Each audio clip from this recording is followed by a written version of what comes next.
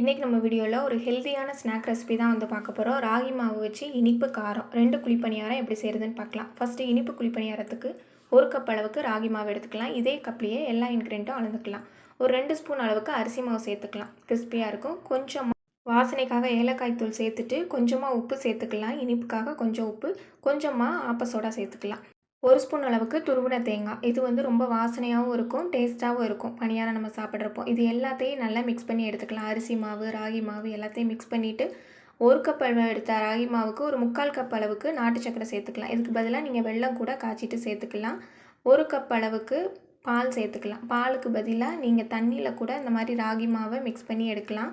1 cup அளவு பாலை 2 தடவை அரை கப்பாக மிக்ஸ் பண்ணி நம்ம அதோட திக்னஸ் பார்த்துட்டு பால் தேவைப்பட்டால் அதுக்கப்புறம் சேர்த்துக்கலாம். 1 கப் அளவு ராகி மாவுக்கு 1 கப் அளவு பால் கொஞ்சம் இந்த அளவுக்கு திக்காக இருந்தது. அதனால கூட ஒரு 2 ஸ்பூன் அளவுக்கு பால் நம்ம சேர்த்துட்டு கொஞ்சம் தண்ணியான பதத்துக்கு இதை கலந்து எடுத்துக்கலாம். மாவு ரொம்ப திக்காக இருந்தால் பணியாரம் வந்து சாஃப்டாக இருக்காது. கொஞ்சம் தண்ணியான பதத்துக்கு இருக்கணும். இட்லி மாவை விட கொஞ்சம் தண்ணியாக நம்ம இதை மாதிரி கரைச்சி எடுத்துக்கலாம். 1 கப் ராகி மாவுக்கு 1 கப் அளவு பால், கூட ஒரு 2 ஸ்பூன் அளவுக்கு பால், 3/4 கப் அளவு வெல்லம் கரெக்டாக இருக்கும். இப்போ பணியாரக்கல்லில் நம்ம எல்லா பக்கத்துலேயும் நெய் சேர்த்துக்கலாம். இனிப்புக்கு நெய் சேர்க்குறப்போ ரொம்ப நல்லாயிருக்கும். நீங்கள் எண்ணெயில் கூட செய்யலாம்.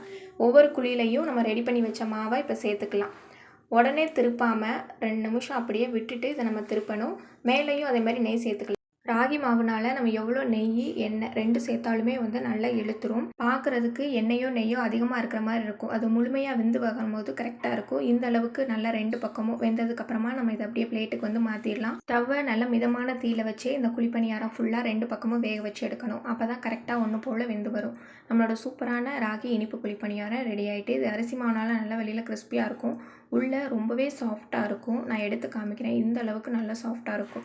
இப்போ கார குழிப்பணியாரம் எப்படி செய்கிறதுன்னு பார்க்கலாம். கார குழிப்பணியாரத்துக்கும் 1 கப் அளவுக்கு ராகி மாவு எடுத்திருக்கேன். இதே கப்லேயே நம்ம வந்து 1 கப் அளவு தண்ணி சேர்க்க போகிறோம். அரை கப் அளவு தண்ணி சேர்த்துட்டு கலந்து விட்டு மாவோட திக்னஸ் பார்த்துட்டு நம்ம தண்ணி சேர்த்துக்கலாம். ரொம்ப தண்ணியாகவும் இருக்கக்கூடாது, அப்போ நம்ம குழிப்பணியாரம் நல்லா உப்புலாம் வராது. அதனால கொஞ்சம் கொஞ்சமாக தண்ணி சேர்த்துட்டு நம்ம திக்னஸ் பார்த்து தான் வந்து சேர்க்கணும். 1 கப் ராகி மாவுக்கு 1 கப் அளவு தண்ணி சேர்த்து கலந்து விடும்போது கொஞ்சம் கெட்டியாக இருந்தது. அதனால ஒரு 1/4 கப் அளவுக்கு நான் தண்ணி சேர்க்குறேன். இந்த அளவுக்கு தண்ணி எக்ஸ்ட்ராவாக சேர்த்து கலந்து விடும்போது மாவு நமக்கு கரெக்டான பதத்துக்கு வந்துடும். இப்போ மாவை இந்த அளவுக்கு நல்லா மிக்ஸ் பண்ணிவிட்டு இதை ஓரமாக எடுத்து வச்சுக்கலாம். இப்போ குழிப்பணியாரனால நம்ம இதை வந்து தாளித்து இதில் சேர்க்க போகிறோம். ஒரு கடாயில் கொஞ்சமாக எண்ணெய் சேர்த்துட்டு சூடானதும் கடுகு, உளுந்தம்பருப்பு 2 சேர்த்துட்டு கொஞ்சமாக சீரகம் சேர்த்துக்கலாம். ரொம்ப வாசனையாக இருக்கும் நம்ம பணியாரம் சாப்பிட்றப்போ. இப்போ 3 நல்லா பொரிஞ்சதும் ஒரு 1/4 ஸ்பூன் அளவுக்கு கடலைப்பருப்பு சேர்த்துக்கலாம். கடலைப்பருப்பு, உளுந்தம்பருப்பு, சீரகம் எல்லாமே நல்லா கொஞ்சம் அந்த அளவுக்கு கலர் மாறினதும் கொஞ்சமாக இதில் பெரிய வெங்காயம் சின்னதாக கட் பண்ணி நம்ம சேர்த்துக்கலாம்.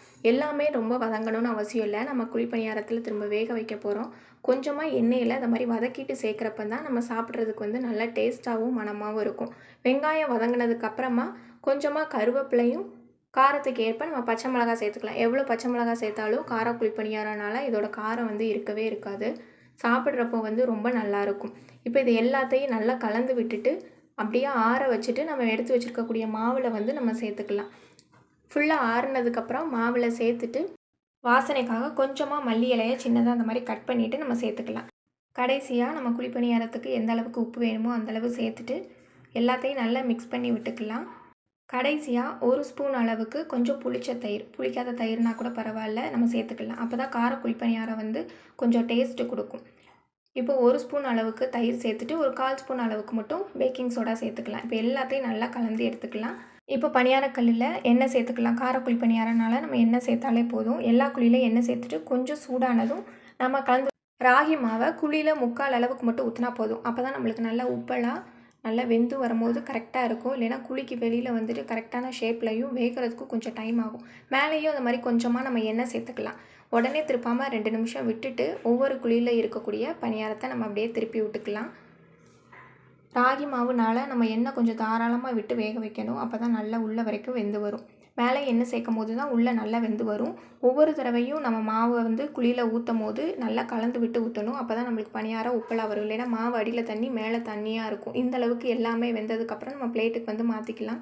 இந்த காரக்குழி பணியாரம் நம்ம ஸ்நாக்காக கூட கொடுக்கலாம். இல்லைன்னா பிரேக்ஃபாஸ்ட்டுக்கு ஒரு கார சட்னியோ தேங்காய் சட்னியோ வச்சு கூட நம்ம இதை சாப்பிட்லாம். ரொம்பவே டேஸ்ட்டாக இருக்கும். இந்த காரக்குழி பணியாரத்தில் நம்ம அரிசி மாவு சேர்க்கல. அதே மாதிரி இனிப்பு குழி பணியாரத்துக்கு அரிசி மாவு சேர்க்காமல் செஞ்சாலும் ரொம்பவே நல்லா வரும். வெளியில் வந்து நல்லா கிறிஸ்பியாகவும் உள்ளே ரொம்பவே சாஃப்டாகவும் இருக்கும். இந்த ராகி மாவில் பண்ண இனிப்பு கார குழிப்பணியாரம் நீங்களும் செஞ்சு பாருங்கள். இந்த வீடியோ பிடிச்சிருந்தா மறக்காமல் உங்கள் ஃப்ரெண்ட்ஸுக்கு ஷேர் பண்ணுங்கள்.